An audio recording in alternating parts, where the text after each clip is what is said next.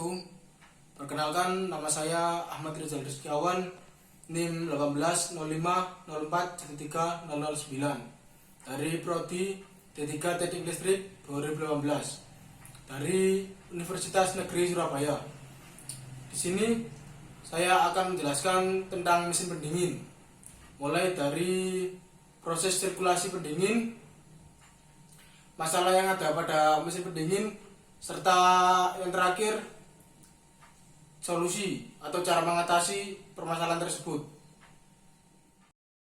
Sebelum masuk ke proses sirkulasi dari mesin pendingin, alangkah baiknya kita paham terlebih dahulu apa itu mesin pendingin.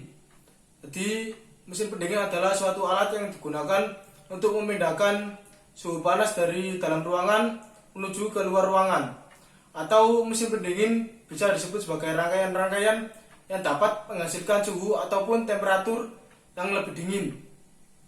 Contoh mesin pendingin yang ada dalam kehidupan sehari-hari adalah AC dan kulkas dan masih banyak yang lainnya. Tapi di sini saya akan menjelaskan tentang AC atau air conditioner. Air conditioner atau AC adalah suatu alat yang digunakan untuk menstabilkan suhu dan kelembapan pada suatu ruangan. Alat ini digunakan untuk mendinginkan ataupun memanaskan suhu sesuai dengan kebutuhan. AC sendiri memiliki beberapa fungsi, antara lain yaitu yang pertama, mengatur suhu udara. Suhu yang diinginkan dapat kita atur melalui remote control yang ada pada setiap AC. Suhu terendah pada AC adalah 18 derajat Celcius, sedangkan yang paling tinggi adalah 30 derajat Celcius. Selanjutnya, fungsi yang kedua yaitu mengatur kelembapan udara. Suhu dan kelembapan salinglah berkaitan. Secara tidak langsung, AC dapat mengatur kelembapan udara dan suhu. Suhu ideal AC adalah 24 sampai 28 derajat Celcius. Dan fungsi yang terakhir yaitu membersihkan udara. Pada AC terdapat suatu filter yang berfungsi sebagai penyaring, di mana udara yang akan masuk disaring terlebih dahulu oleh filter. Jadi udara tersebut menjadi bersih sebelum masuk ke dalam ruangan. Selanjutnya masuk ke proses sirkulasi dari AC. Dari kompresor yang ada pada sistem pendingin yang digunakan sebagai alat untuk memanfaatkan fluida kerja atau refrigeran. Jadi refrigeran yang masuk ke dalam kompresor dialirkan ke kondensor, yang kemudian dimanfaatkan ke kondensor. Dan bagian kondensor ini, di bagian ini refrigeran akan berubah fase dari fase uap menjadi fase cair.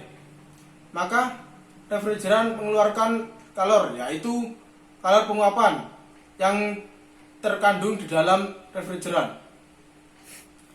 Adapun besarnya kalor yang dilepaskan oleh kondensor adalah jumlah dari energi kompresor yang diperlukan dan energi kalor yang diambil evaporator dari substansi yang diinginkan. Pada kondensor, tekanan refrigeran yang berada dalam pipa kondensor relatif jauh lebih tinggi dibanding dengan tekanan refrigeran yang berada pada pipa evaporator. Setelah dari kondensor, refrigeran dilewatkan melalui katup ekspansi. Di sini tekanan refrigeran diturunkan sehingga berubah dari fase cair ke fase uap, yang kemudian dialirkan ke evaporator. Dalam evaporator, refrigeran akan berubah fase dari cair ke fase uap. Ini disebabkan oleh tekanan refrigeran yang dibuat sedemikian rupa, sehingga refrigeran setelah melewati katup ekspansi dan evaporator, maka tekanannya akan semakin turun. Dengan adanya perubahan kondisi refrigeran dari fase cair ke fase uap, maka dibutuhkanlah suatu energi yaitu energi penguapan. Dalam hal ini energi yang dipergunakan adalah energi yang berada dalam substansi yang diinginkan atau energi yang berada dalam substansi yang diinginkan. Dengan diambilnya energi yang diambil dalam substansi yang akan didinginkan, maka entalpi substansi yang akan didinginkan akan menjadi turun. Dengan turunnya entalpi, maka temperatur dari substansi yang diinginkan atau didinginkan akan turun. Proses ini akan berlangsung terus menerus sampai terjadi pendinginan yang sesuai dengan keinginan atau sesuai dengan kebutuhan. Dan yang terakhir yaitu contoh kerusakan pada air conditioner atau AC. Salah satu kerusakan atau permasalahan yang umum terjadi pada AC adalah di mana AC hidup namun suhu tidak dingin. Penyebabnya bisa dikarenakan AC kotor karena sudah lama tidak servis. Solusinya yaitu cek apakah AC kotor, baik dari evaporator indoor maupun kondensor outdoor.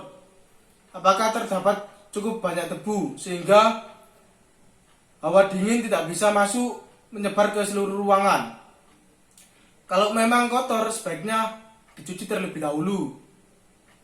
Lalu yang kedua, penyebabnya yaitu mungkin tekanan freon kurang atau habis.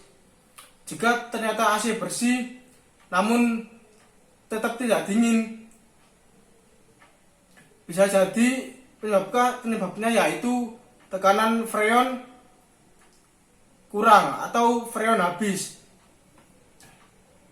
Jika masih ada tekanan, kemungkinan hanya kurang freon saja. Penyebabnya bisa dari bocor halus, juga bisa dari nepel yang kendor, baut nepel yang kendor.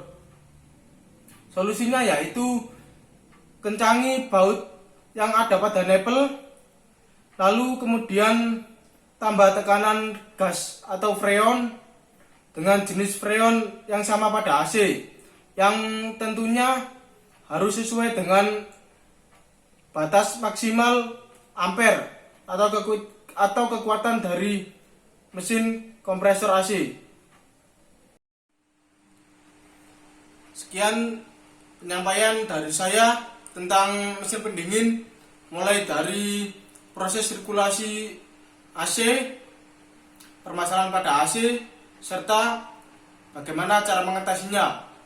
Mungkin dari saya sendiri, mohon maaf apabila ada kurang lebihnya. Wassalamualaikum warahmatullahi wabarakatuh.